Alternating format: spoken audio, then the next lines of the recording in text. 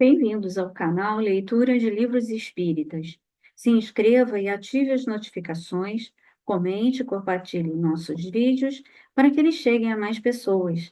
A maior caridade que podemos fazer pela doutrina espírita é a sua própria divulgação. Vamos continuar a leitura do livro O Céu e o Inferno, editora FEAL, capítulo 5, quadro comparativo do inferno pagão e do inferno cristão. Primeiro, inferno pagão. Conhecemos o inferno pagão quase exclusivamente pela narrativa dos poetas. Enquanto Homero e Virgílio tenham lhe dado descrição mais completa, é preciso levar em consideração as limitações que a poesia impõe à forma. A descrição de Fénelon em seu Telêmaco, nota 56, o professor Rivail havia traduzido do alemão as 3 primeiras partes da obra-prima do bispo Fénelon, 1651 a 1715, Telêmaco, destinada a educar o duque de Borgonha, neto de Luís XIV, e que foi baseada no 4º livro da Odisseia de Homero. A tradução francesa, publicada em 1830, destinava-se ao uso nas escolas, com notas, etimologia das palavras e tabelas gramaticais elaboradas pelo tradutor. Nota do editor. Continuando. Ainda que proveniente da mesma fonte quanto as crenças fundamentais, tem a simplicidade mais precisa da prosa. Descrevendo o aspecto lúgubre dos lugares, Fénelon dedica-se principalmente a salientar o gênero de sofrimentos que os culpados enfrentam, estendendo-se sobremaneira sobre a sorte dos maus reis, com o objetivo de instruir seu rígido pupilo. Por mais popular que seja a sua obra, muitos não têm essa descrição muito presente na memória, ou não puderam sobre ela refletir o suficiente para estabelecer uma comparação, para que acreditamos ser útil dela citar os trechos que guardam uma relação mais direta com o assunto de que tratamos, isto é, aqueles que concernem mais especificamente as penas individuais. Ao entrar, Telêmaco ouviu os gemidos de uma sombra, que não podia se consolar. Qual é a vossa desdita? Perguntou-lhe. Quem fostes vós na terra? Eu era Nabofarzã, respondeu-lhe a sombra, o rei da soberba Babilônia. Todos os povos do Oriente temiam só de ouvir meu nome. Fazia-me adorar pelos babilônios num templo de mármore, onde me fazia representado por uma estátua de ouro diante da qual se queimavam, noite e dia, os mais preciosos perfumes da Etiópia. Jamais pessoa alguma ousou contradizer-me, sem que fosse imediatamente punida. Todos os dias inventavam-se prazeres novos para tornar minha vida mais aprazível. Eu era então jovem e robusto. Oh, quanta aventura restava-me ainda por usufruir no trono! Mas uma mulher a quem eu amava, sem que ela correspondesse, fez-me sentir que eu não era Deus. Envenenou-me e nada mais sou. Minhas cinzas foram ontem pomposamente colocadas numa urna de ouro. Chorou-se, arrancou-se os cabelos, fingiram querer lançar-se à minha pira crematória para junto de mim morrer. Gemerão, ainda aos pés do majestoso sepulcro em que depositam minhas cinzas, mas ninguém sente minha falta. Minha memória causa asco até a minha família, e cá embaixo, nesse mundo, já padeço de horríveis tratamentos. Telêmaco, comovido com a cena, disse a ele: Fostes verdadeiramente feliz durante vosso reinado? Sentistes aquela doce paz sem a qual o coração sente-se sempre angustiado e abatido em meio aos prazeres? Não, Respondeu o babilônio: nem sequer sei o que quereis dizer. Os sábios exaltam essa paz como sendo o único bem, quanto a mim jamais a experimentei. Meu coração era incessantemente agitado por novos desejos, receios e esperanças. Tratava de inebriar-me na agitação de minhas paixões, com o cuidado de manter essa embriaguez, tornando-a contínua. O menor intervalo de sobriedade ou tranquilidade tornava-se-me excessivamente amargo. Eis a paz de que desfrutei. Qualquer outra me figuraria uma fábula, um sonho. São estes os bens de que sinto falta. Assim falando, o babilônio chocava qual homem covarde, chorava, qual homem covarde, estiolado pela comodidade e jamais treinado para suportar com firmeza uma desgraça. Havia junto dele alguns escravos que foram mortos para honrar seus funerais. Mercúrio os entregara a Corante, junto com seu rei, dando-lhe um poder absoluto sobre o monarca a quem haviam servido na terra. As sombras dos escravos não temiam a sombra de Nabofarzã. Elas o mantinham correntado e infligindo-lhes as mais cruéis humilhações. Uma lhe dizia: não éramos homens tanto quanto tu?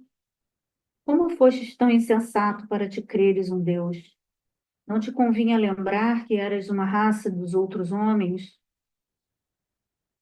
Uma outra, para insultá-lo, falava: tinhas razão em não querer que te tornassem por um homem, porque tu eras um monstro sem humanidade. Outra ainda dizia-lhe: pois bem, onde estão agora os teus aduladores? Não tens mais nada a dar, infeliz. Não podes mais fazer mal algum. Aqui estás, transformado em escravo de teus próprios escravos. Os deuses tardam a fazer justiça, mas enfim a fazem. Diante de tais acerbas palavras, Nabofarzã prostrou-se, de rosto ao chão, arrancando-se os cabelos num rompante de cólera e desespero. Mas Caronte ordenava aos escravos: arrastai-o por suas correntes, levantai-o contra a vontade. Ele não há de ter sequer um lenitivo de ocultar sua vergonha. Que eles sejam testemunhas todas as sombras de Estige, como desforra dos deuses que por tanto tempo toleraram que reinasse um ímpio como ele sobre a terra. Bem perto de si, Telêmaco logo percebeu o negro tártaro do qual saiu uma fumaça escura e espessa, de pútrido odor, capaz de causar a morte caso se alastrasse pela morada dos vivos. Essa fumaça cobria um rio de labaredas e turbilhões flamejantes, a produzir um estronho semelhante ao de cataratas mais caudalosas quando despencam dos altíssimos rochedos nas furnas abismais, fazendo que nada se pudesse ouvir claramente nesses tristes recantos. Secretamente, encorajado por Minerva, ele entrou sem receio nesse abismo. Viu inicialmente um grande número de homens que viveram nas mais modestas condições, punidos que eram por haverem procurado a riqueza por meio de fraudes, traições e crueldades. Percebe muitos ímpios e hipócritas que, simulando apreço pela religião, dela se utilizaram como conveniente pretexto para satisfazer sua ambição, explorando a credulidade dos homens. Tais homens, por terem abusado da própria virtude, ainda que fosse esta a maior dádiva dos deuses, eram punidos como os maiores criminosos entre todos os homens. Os filhos que degolaram seus pais e suas mães, as esposas que banharam as mãos de sangue de seus maridos, os traidores que, faltando aos juramentos, haviam vendido sua pátria, sofrem todos penas menos severas que os hipócritas. Os três juízes dos infernos assim estipularam, porquanto os hipócritas não se contentam em ser maus, como o resto dos ímpios. Eles ainda querem se passar por bons e fazem, por sua falsa virtude, como que os homens não confiem mais na virtude verdadeira. Os deuses dos quais zombaram, fazendo que os homens os menosprezassem, têm prazer em empregar todo o seu poder vingando-se de tais afrontas. Perto desses últimos, apresentavam-se outros homens que o vulgo não vê como culposos, mas que a vingança divina persegue impiedosamente. São os ingratos, os mentirosos, os aduladores, que aclamaram o vício, os críticos maliciosos que tentaram ferir a virtude mais pura. Enfim, aqueles que julgaram as coisas temerariamente, sem conhecê-las a fundo, assim maculando a reputação de inocentes. Telêmaco, vendo os três juízes sentados a condenar um homem, ousou perguntar-lhes quais teriam sido seus crimes. De imediato, o condenado, tomando a palavra, exclamou: Eu nunca fiz mal algum, punha todo o meu prazer em fazer o bem. Fui magnânimo, liberal, justo e compassivo.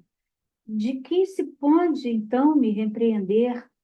Minos disse-lhe então: Nenhuma censura te é feita com relação aos homens, mas tu não devias menos aos homens do que aos deuses? Qual é, portanto, essa justiça de que te jactas? Para com os homens que não são nada, tu não falastes com nenhum dever. Foste virtuoso, mas atribuístes toda a virtude a ti mesmo, e não aos deuses, que a deram a ti, porquanto tu querias te aproveitar do fruto da tua própria virtude, centrado em ti mesmo. Foste a tua divindade. Mas os deuses, que tudo fizeram e nada fazem senão para si mesmos, não podem renunciar aos seus direitos. Esqueceste-os, e eles esquecer-te-ão. Entregar-te-ão a ti mesmo, porque quiseste pertencer-te a ti mesmo, e não a eles. Busca agora, portanto, se puderes, tua consolação em teu próprio coração. Este, para sempre separado dos homens aos quais quisestes agradar, este sozinho contigo, ídolo de ti mesmo. Aprende que não há verdadeira virtude sem o respeito e o amor dos deuses, a quem tudo é devido. Tua falsa virtude, que por muito tempo enganou os homens facilmente iludíveis, será eliminada. Os homens que julgam os vícios e as virtudes apenas pelo que os choca ou lhes agrada, são cegos para o bem e o mal. Aqui uma luz divina reverte todos os seus julgamentos levianos. Muitas vezes condena o que eles admiram e absolve os que o condenam. Ouvindo essas palavras, o filósofo, como que atingido por um raio, não se podia suster. A satisfação que antes experimentava ao contemplar sua moderação, sua coragem e suas inclinações generosas transformou-se em desespero.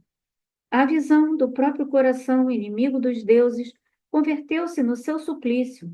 Enxerga-se sem que possa desviar o olhar, apreende a vaidade dos julgamentos dos homens, aos quais quis agradar em todas as suas ações. Uma completa revolução opera-se dentro dele, como se lhes revolvessem as entranhas. Reconhece-se outro.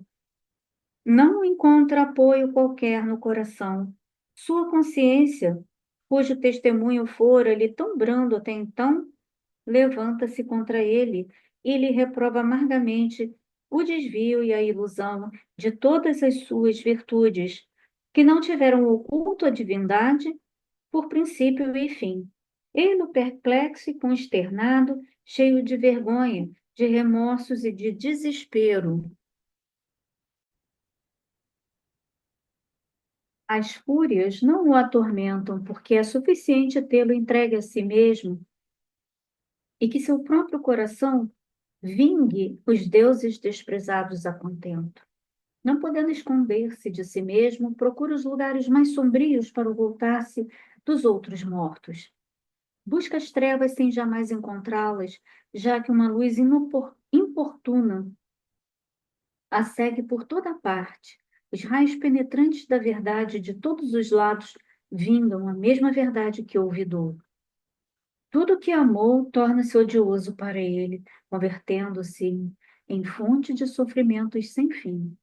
E diz para si mesmo: insensato que fui, pois que conheci nem os deuses, nem os homens, nem a mim. Não, nada disso conheci, pois nunca amei o único verdadeiro bem. Todos os meus passos foram insensatos, minha sabedoria apenas delírio, minha virtude somente orgulho impiedoso e cego. Eu era, enfim, ídolo de mim mesmo. Telêmaco notou, por fim, os reis condenados por terem abusado do poder. De um lado, uma fúria vingadora apresentava-lhe um espelho que lhe mostrava toda a deformidade dos seus vícios.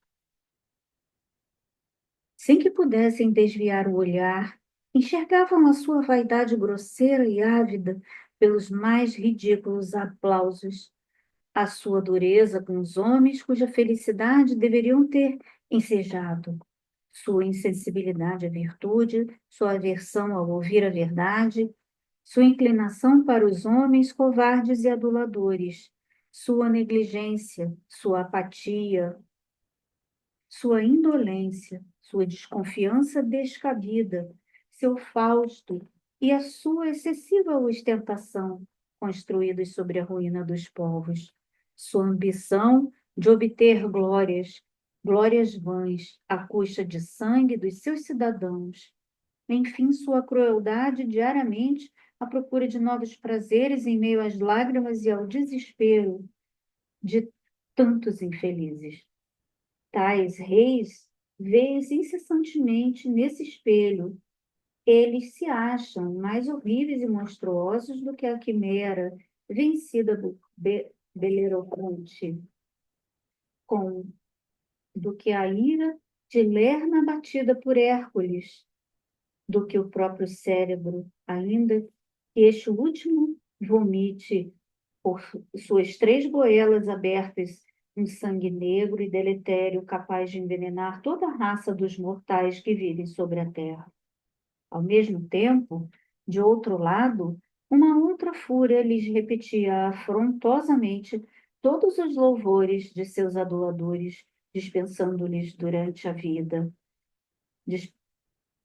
apresentando-se um segundo espelho em que se viam tais como a lisonja pois descrevera. A oposição dessas duas imagens tão contrárias representava um tormento para sua vaidade. Notava-se que os piores entre esses reis eram os que haviam recebido os mais esplêndidos louvores durante a vida, porque os maus são mais temidos que os bons e porque despudoradamente exigem as infames adulações dos poetas e dos oradores do seu tempo. Ouve-se-lhes os gemidos nessas profundas trevas, onde os antigos reis não enxergam senão os insultos e as zombarias que devem amargar. Nada há ao redor que não os repudie, os conteste, ou os desmascare, enquanto na terra eles é que escarneciam da vida dos homens, exigindo que tudo fosse feito para servi-los. No Tártaro, não entregues completamente, estão entregues completamente aos caprichos de escravos que os fazem, por sua vez, experimentar a mais cruel servidão. Os reis de outrora obedecem de maneira humilde, não lhes restando nenhuma esperança que possa, de algum modo, abrandar-lhes o tormento jugo. Sob os golpes desses escravos transformados em tiranos impiedosos, encontram-se os humilhados reis, tal qual a bigorna sobre a marreta dos ciclopes, quando Vulcano compelia esses últimos a trabalhar aceleradamente nas fornalhas ardentes do Monte Etna. Telêmaco percebeu, então, os semblantes pálidos, monstruosos, horrorizados. Sombria tristeza consome os criminosos. Sente de si mesmo um horror de que não podem se livrar, como tampouco de sua própria natureza. Para seus erros não há necessidade de outra punição que não suas próprias faltas, que eles descortinam incessantemente em toda a sua magnitude, sob a forma de abomináveis espectros em sanha persecutória. Para escapar de tal perseguição, procuram um monte ainda mais poderosa, uma morte ainda mais poderosa do que aquela que os desprendeu de seus corpos. Desesperados, clamam por morte que lhe possa anular o sentimento e a consciência, suplicando para que os abismos os devorem, de modo a evadirem-se a verdade que os persegue, com seus raios vingadores. Mas esses últimos estão destinados à vingança, e sobre eles há de se destilar gota a gota, sem jamais se esgotar. A verdade, cuja visão os atemoriza, constitui o seu suplício. Mas veem-na ainda assim, e tudo o que conseguem ver é a verdade que contra eles se levanta, visão que os lacera, os estilhaça, arrancando-os de si mesmo, visão que atua como um raio, penetrando até o fundo das entranhas sem nada destruir ao redor.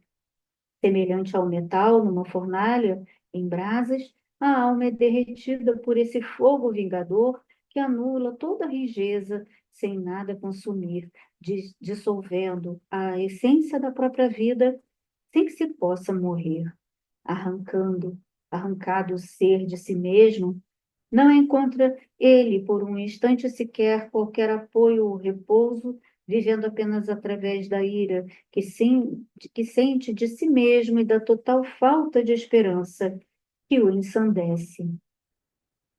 Naquela cena que lhe eriçava os cabelos, Telêmaco viu muitos antigos reis da Lídia punidos por terem escolhido uma vida de prazeres, em vez de trabalhar pelo amparo do povo, ação que deve constituir a insígnia inseparável da realeza.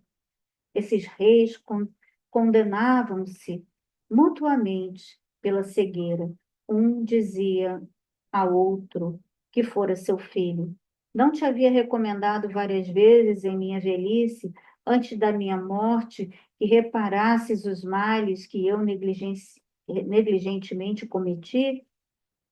Ah, infeliz pai, dizia o filho, fostes vós que me arruinastes. Vosso exemplo é que me inspirou o Fausto, o orgulho, a volúpia, a dureza para com os homens. Vendo-vos reinar com tanta indolência e cercado por vis aduladores, foi que me acostumei a amar a lisonja e o prazer. Acreditei que o resto dos homens era com relação aos reis apenas o que cavalos e burros de carga são com relação aos homens, isto é, animais, e que a que só se dá importância enquanto prestam serviços e são úteis. Nisso acreditei, e fostes vós que me fizestes nisso acreditar, e agora sofro tantos infortúnios por vos haver imitado. A tais censuras acrescentavam as mais abomináveis maldições, parecendo encolerizados a ponto de se destruírem mutuamente. Em volta dos reis rodopiavam igualmente, quais corujas da noite, as cruéis suspeitas, os receios inúteis e as desconfianças que vingam os povos da natureza de seus monarcas, a fome insaciável de riquezas, a falsa e sempre tirânica glória, assim como a lassidão displicente que modifica todos os sentimentos, todos os sofrimentos, sem jamais propiciar qualquer satisfação durável. Viam-se inúmeros desses reis severamente punidos, não pelos males que haviam feito, mas por haverem negligenciado o bem que deveriam fazer.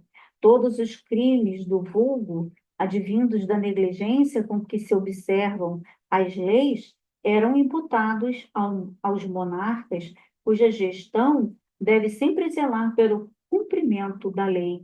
Imputavam-se também aos reis todas as desordens nascidas do fausto, do luxo e dos demais excessos que incitaram os homens à violência e à tentação de transgredir as leis para adquirir riquezas.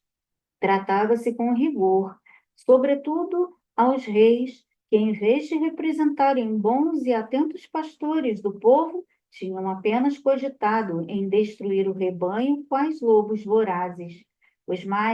O que mais consternou Telêmaco, no entanto, foi ver nesse abismo de trevas e tormentos um grande número de reis que, tidos na terra como bons reis, tinham sido condenados às penas do Tártaro por se deixarem governar por homens maus e ardilosos. Eram punidos pelos mares que permitiam ser cometidos sob sua autoridade. Ademais, não chegaram a ser esses reis, em sua maior parte, nem bons nem maus, tamanha sua frouxidão. Numa, recearam ignorar a verdade, não sentiram jamais o gosto da virtude, nem tampouco se interessaram pela prática do bem.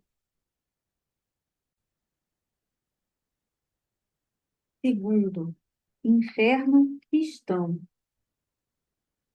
A opinião dos teólogos sobre o inferno resume-se nas citações a seguir. Nota 57. Citações extraídas da obra O Céu, da obra O Inferno, de Auguste Calais. Nota do autor. Continuando. Essa descrição colhida dos autores sagrados e da vida dos santos pode ser tanto mais considerada como a expressão ortodoxa da fé nessa matéria, quanto é a todo instante repetida, com pouca variação, seja nos sermões dos púlpitos protestantes, seja nas pregações dos padres católicos. Os demônios são puramente espíritos e os condenados que se encontram presentemente no inferno também podem ser considerados como espíritos puramente, uma vez que apenas as suas almas ali desceram. Suas ossadas, restituídas ao pó, transformaram-se continuamente em ervas, em plantas, em frutos, em minerais, em líquidos, sofrendo, sem o saber, as contínuas metamorfoses da matéria. Mas os condenados, assim como os santos, devem ressuscitar no último dia e retornar para não mais deixá-lo, um corpo de carne, o mesmo corpo pelo qual foram conhecidos quando vivos. O que distinguirá uns dos outros é que os eleitos ressuscitarão em corpos purificados e resplandecentes, enquanto os condenados num corpo disforme e enodado pelo pecado. Enodoado pelo pecado. Não haverá mais no inferno, portanto, homens de natureza puramente espiritual. Haverá homens tais como nós. O inferno é, por conseguinte, um lugar físico, geográfico, material, uma vez que será povoado por criaturas terrestres, com pés, mãos, boca, língua, dentes, ouvidos, olhos em tudo semelhantes aos nossos, assim como sangue nas veias e nervos sensíveis à dor. Nota 58. O inferno, segundo os dogmas religiosos, pressupõe um local físico que impressione dolorosamente os condenados pelo corpo restituído aos órgãos, com órgãos sensíveis às impressões materiais, tato, visão, paladar, audição e olfato. A doutrina espírita demonstra a existência do perispírito constituído de matéria própria do mundo espiritual. Esse ambiente não causa impressões fisiológicas, nem no corpo espiritual há sensibilidade para tal. As sensações dos espíritos são de ordem intelecto-moral, pensamentos, sentimentos. As sensações agradáveis ou desagradáveis após a morte estão relacionadas à condição de aperfeiçoamento da alma, sendo de ordem interna, não tendo causa externa como no mundo corporal. Nota do editor. Continuando. Onde está situado o inferno? Alguns doutores da religião o colocaram no próprio interior da Terra, enquanto outros em algum planeta desconhecido. A questão, no entanto, não foi resolvida em nenhum concílio. Dessa forma, estamos, com relação a esse assunto, limitados às conjecturas. O que se pode afirmar é que o inferno, qualquer que seja o lugar em que se situe, é um mundo composto de elementos materiais, mas um mundo sem sol, lua ou estrelas, e mais triste, inóspito e destituído de qualquer rudimento ou aspecto salutar, que mesmo nas regiões mais adversas desse mundo em que pecamos, possamos encontrar. Os teólogos mais cautelosos não se aventuram a descrever à maneira dos egípcios, hindus e gregos todos os horrores dessa morada, limitando-se a apresentar à guisa de exemplos o pouco que sobre esse assunto falam as escrituras, o charco de fogo e enxofre do Apocalipse, os vermes de Isaías, vermes infestando eternamente os cadáveres do Tófil, os demônios a atormentar os homens cuja perdição causaram, e os homens a chorar e a ranger os dentes, conforme a expressão dos evangelistas. Santo Agostinho não concorda que sejam essas penas físicas simples descrições simbólicas dos sofrimentos morais. Ele admite em um verdadeiro lago de enxofre com vermes e serpentes de verdade, aguilhoando todas as partes dos corpos dos condenados, somando suas lacerações às do fogo. Ele julga, segundo um versículo de São Marcos, que esse fogo estranho, embora material como o nosso, agindo, portanto, sobre os corpos físicos, os conservaria como o sal conserva a carne das vítimas. Os condenados, todavia vítimas incessantemente supliciadas, porém permanentemente vivas, sentiriam a dor desse fogo que queima sem destruir, penetrando sob sua pele. Ficariam as vítimas impregnadas, saturadas desse fogo em todos os seus membros, da medula dos ossos à pupila dos olhos, das fibras mais recônditas a mais delicadas do seu ser. A cratera de um vulcão, se pudesse aí lançar, ser-lhes equivalente a um lugar de alívio e repouso. Assim falam, com toda a segurança, os teólogos mais tímidos, discretos e comedidos. Não negam, aliás, que hajam no inferno outros suplícios corporais. Apenas alegam que, para tratar do assunto, não têm um conhecimento, ao menos, tão suficiente e certo quanto o que lhes foi transmitido acerca do terrível suplício do fogo e do repugnante suplício dos vermes. Mas esses teólogos mais ousados ou informados, que fazem descrições mais detalhadas, mais variadas e mais completas do inferno, ademais, ainda que não se saiba em que lugar do espaço está situado esse inferno, há santos que o viram. Não se tenham esses últimos aí estado com a lira na mão, como Orfeu, ou empunhando a espada tal qual Ulisses. Eles foram para lá transportados em espírito. Santa Teresa é um desses casos. Ao que parece, segundo a descrição da santa, existem cidades no inferno. Ela ali viu, ao menos, uma espécie de viela longa e estreita, como tantas que existem nas cidades antigas. Entrou nela, caminhando com horror por um charco pútrido em que pululavam répteis monstruosos, tendo, porém, sua caminhada interrompida por uma muralha que bloqueava a rua. Havia nessa muralha um nicho onde Teresa se pôs de cócoras, sem se dar conta de como isso tenha se passado. Relata ela que aquele lugar que lhe estaria destinado, caso ela abusasse em vida das graças de Deus, derramava sobre seu claustro em Ávila. Ainda que tivesse adentrado com espantosa facilidade no nicho de pedra, ela ali não conseguia, no entanto, seja sentar-se, deitar-se ou ficar de pé, e conseguia menos ainda sair daquele lugar. Essas terríveis paredes vergaram-se sobre ela, envolviam-na e apertavam-na como se estivessem vivas. Parecia-lhe que a asfixiavam, estrangulando-a, ao mesmo tempo que a esfolavam viva, cortando-a em pedaços. Sentindo-se queimar, experimentava ao mesmo tempo toda espécie de angústias. Sem esperança alguma de socorro, tudo ao redor dela eram apenas trevas, conquanto ainda pudesse perceber, espantada através das trevas, a hedionda viela em que se encontrava, assim como toda a imunda vizinhança desta, espetáculo para ela tão intolerável quanto a constrição experimentada em sua prisão. Ali ainda era deserto, apenas um pequeno recanto do inferno.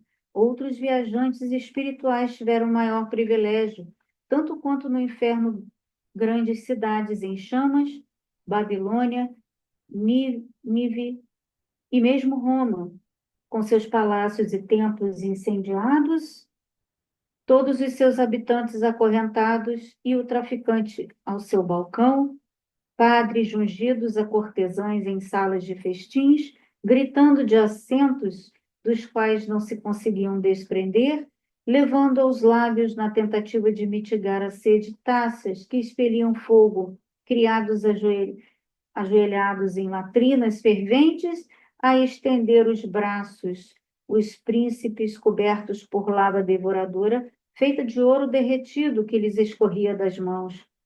Outros viram no inferno planícies sem fim a destilar o suor dos camponeses famélicos que, arando e semeando sem nada lograr extrair desses campos e de suas etéreas sementes, entredevoraram-se, dispersando-se em seguida pelo horizonte, tão numerosos, macérrimos, esfaimados quanto antes, indo em vão procurar terras mais ditosas adiante, substituídos de imediato nos campos que desocupavam por outros magotes de condenados errantes. Ah, os que vieram no inferno, que viram no inferno montanhas cheias de precipícios, florestas de gemidos, poços secos, fontes abastecidas de lágrimas, córregos de sangue, turbilhões de neve em desertos de gelo, naus de aflitos anatrócados em mares infindáveis. Revia-se ali, enfim, tudo o que viam os pagãos, um reflexo macabro da terra, uma reprodução imensamente ampliada das suas misérias, com seus sofrimentos característicos eternizados, incluindo até mesmo calabouços, partíbulos e instrumentos de tortura por nossas próprias mãos forjados. Há lá embaixo, de fato, demônios para mais efetivamente torturar os homens em seus corpos, fazendo-se corpóreos também. Uns com asas de morcegos, chifres, couraças de escamas, patas com garras, dentes agudos, mostram-se empunhando gládios e forquilhas, alicates e tenazes ardentes, serras e grelhas, folhas e clavas, utilizando-se da carne humana para exercer toda a eternidade, por toda a eternidade, o ofício de cozinheiros e de carniceiros. Outros transformam-se em leões ou em enormes serpentes, arrastando suas vítimas até solitários covis.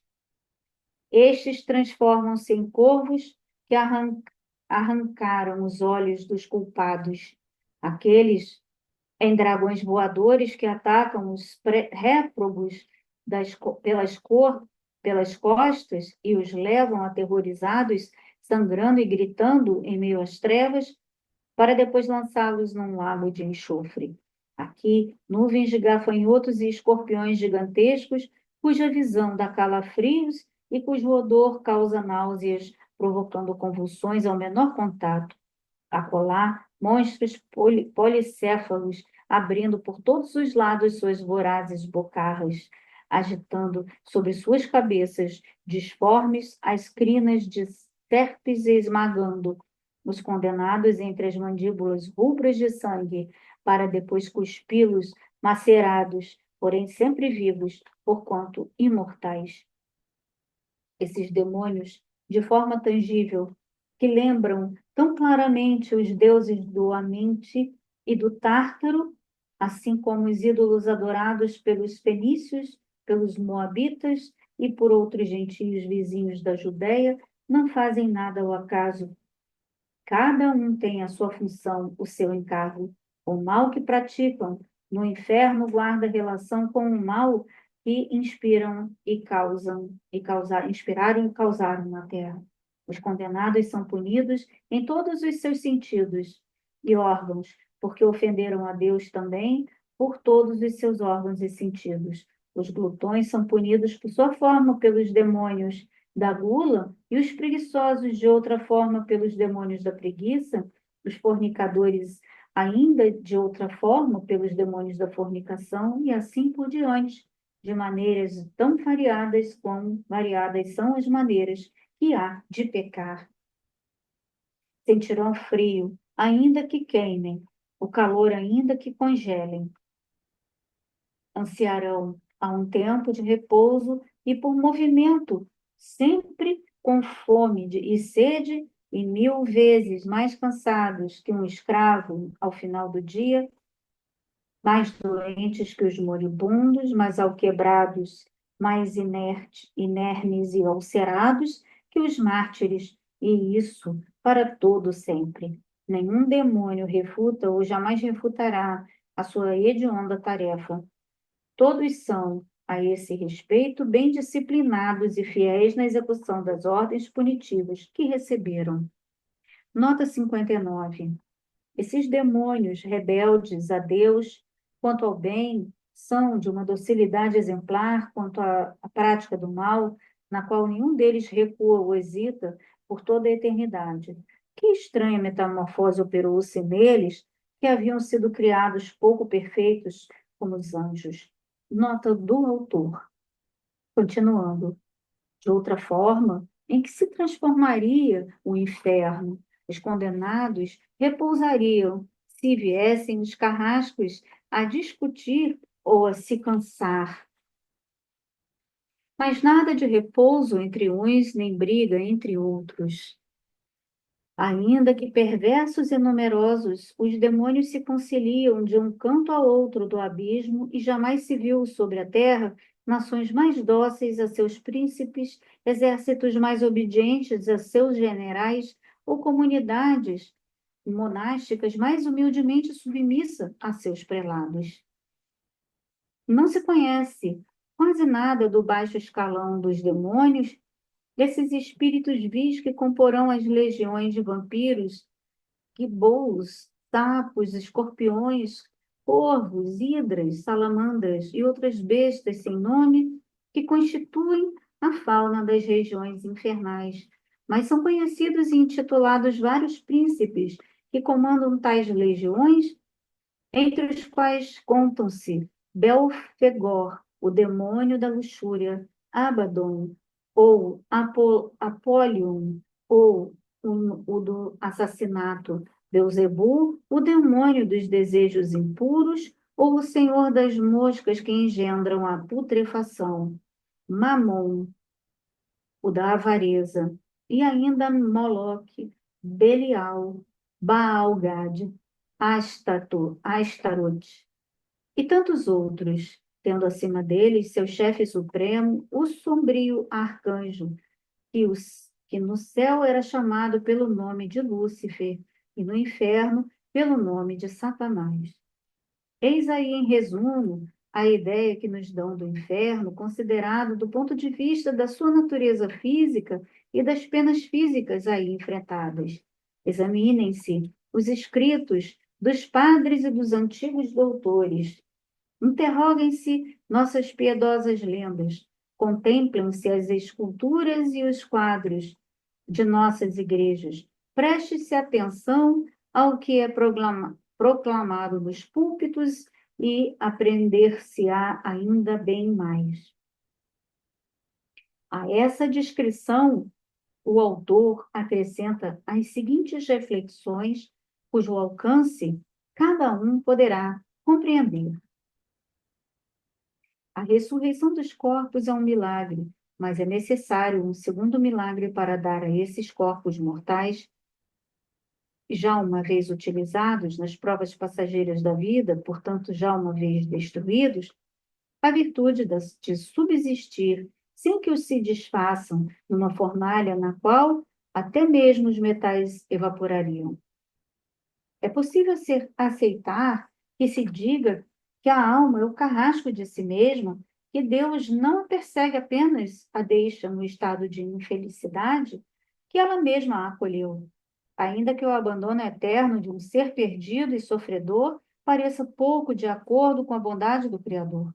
Mas o que se diz acerca da alma e das penas espirituais não se pode, de modo algum, dizer dos corpos e das penas corporais. Para que se perpetuem essas penas corporais, não é suficiente que Deus se abstenha de agir detendo a própria mão. É necessário, ao contrário, que ele a mostre e intervenha, e haja sem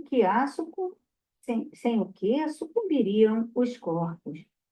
Assim, os teólogos supõem que Deus opere de fato, após a ressurreição, esse segundo milagre de que falamos. Primeiro, ele retira nossos corpos de barro do sepulcro que os havia devorado, retira-os da mesma forma como ali entraram, com as suas enfermidades originais e com a degradação contínua da idade, da doença e do vício. Ele restitui-nos os corpos nesse estado, decrépitos, friorentos, enfermos, cheios de necessidades, sensíveis a uma picada de abelha, marcados pelas cicatrizes impressas pela vida e pela morte. É esse o primeiro milagre. Depois, a esses corpos estiolados, prontos para retornarem ao pó de onde provém, ele confere um atributo que nunca tiveram. Eis aí o segundo milagre. Ele lhes concede a imortalidade, o mesmo dom que, em sua cólera, ou antes mesmo em sua misericórdia, tomara de Adão ao sair do Éden. Enquanto imortal, Adão era invulnerável, e quando deixou de ser invulnerável, tornou-se mortal.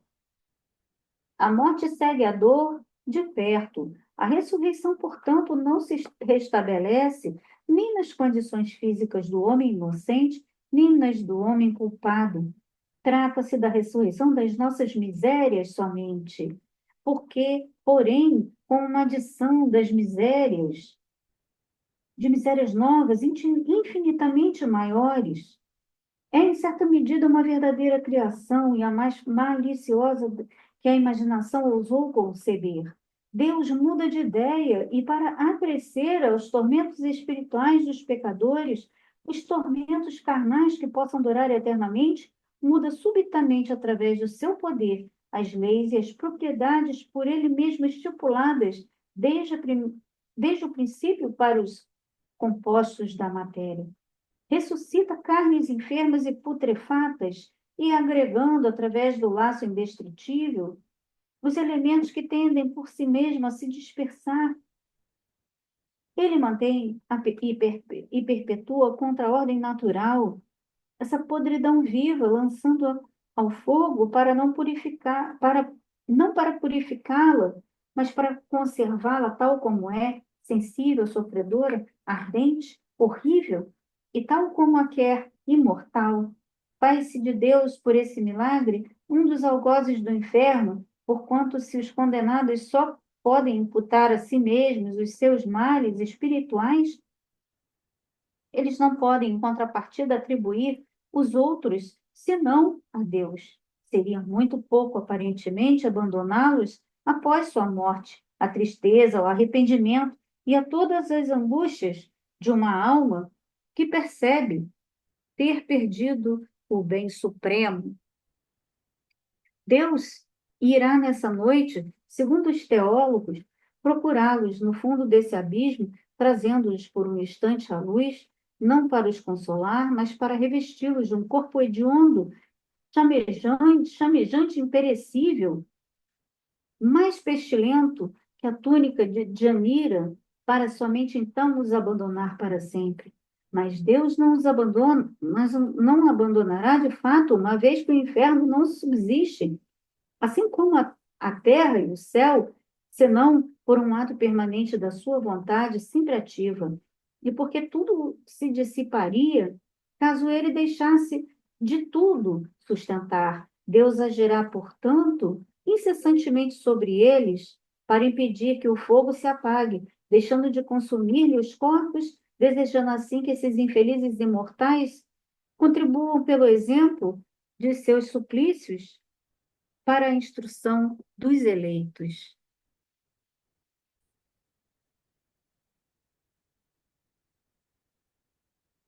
Dizemos, com razão, que o inferno dos cristãos havia superado o dos pagãos. No Tártaro, realmente vêm os seus culpados torturados pelo remorso, sempre diante dos seus crimes e de suas vítimas, humilhados por aqueles que haviam oprimido em vida. São vistos a fugir da luz que os penetra e a tentar inutilmente escapar dos olhares que os perseguem. O orgulho é aí rebaixado e humilhado, trazendo todos os estigmas do seu passado. Todos são punidos por suas próprias faltas, a tal ponto que, no caso de alguns, é suficiente que sejam entregues a si mesmos, porque é considerado inútil que se lhe acrescentem outros castigos. Mas são sombras, ou seja, almas com seus corpos fluídicos, imagem de sua existência terrestre. Não se vêem ali os homens retomando seus corpos carnais para sofrer materialmente, nem o fogo penetrar-lhe a pele, a saturar e saturando-o. Até a medula dos ossos, nem o requinte e o refinamento dos suplícios que constituem a base do inferno moderado. Ali encontram-se juízes inflexíveis, mas justos, que aplicam as penas na proporção das faltas cometidas, ao passo que o império de Satanás são todos misturados nas mesmas torturas, sendo tudo nele fundamentado na materialidade, tendo sido dele banida a própria noção de equidade. Não há dúvida de que hoje, até dentro da igreja, haja muitos homens sensatos que não admitem tais coisas ao pé da letra, nelas enxergando apenas alegorias cujo sentido é preciso interpretar, mas são apenas opiniões individuais que não têm muito peso. A crença no inferno material, com todas as suas consequências, ainda é um artigo de fé. Podemos perguntar como há homens que tenham conseguido ver essas coisas em êxtase se elas não existem. Não cabe aqui explicar a origem das imagens fantásticas que por vezes se produzem com a aparência de realidade. Diremos apenas que é preciso ver nisso uma prova da regra de que o êxtase é a menos segura de todas as revelações. Nota 60. Veja o Livro dos Espíritos, capítulo 8, questões 443, 444, nota do autor. Continuando, porque esse estado de superexcitação nem sempre representa o fato de uma libertação tão completa da alma como poderíamos crer. E porque nele frequentemente se encontra o reflexo das preocupações da véspera. Nota 61. Os estados de sonambulismo e êxtase e o fenômeno do desdobramento representam a percepção do mundo espiritual pela alma que se afasta do corpo, emancipação. Todavia, estando encarnado, toda percepção passa pelo cérebro material para ser lembrada ou relatada. Também pode se misturar com a imaginação e as crenças do indivíduo. Desse modo, é menos segura que uma comunicação mediúnica cuja descrição advenha de um espírito desencarnado expressando-se por sua consciência espiritual. Nota do editor. Continuando, as ideias com que se nutre o espírito e cujas impressões são guardadas pelo cérebro, ou melhor, pelo invólucro perispiritual correspondente ao cérebro, reproduzem-se ampliadas como numa miragem sob formas vaporosas que se cruzam e se confundem, compondo quadros insólitos. Os exáticos de todos os cultos sempre viram coisas vinculadas à fé que possuem. Não surpreende, portanto, que aqueles que, como Santa Teresa, estão fortemente impregnados de ideias acerca do inferno, como as transmitidas pelas descrições verbais ou escritas, assim como pelas pinturas, tenham visões que são, propriamente falando, apenas o reflexo dessas ideias, produzindo o efeito de um pesadelo. Um pagão cheio de fé veria o Tártaro e as Fúrias como veria no Olimpo Júpiter a empunhar um raio. Fim do capítulo 5.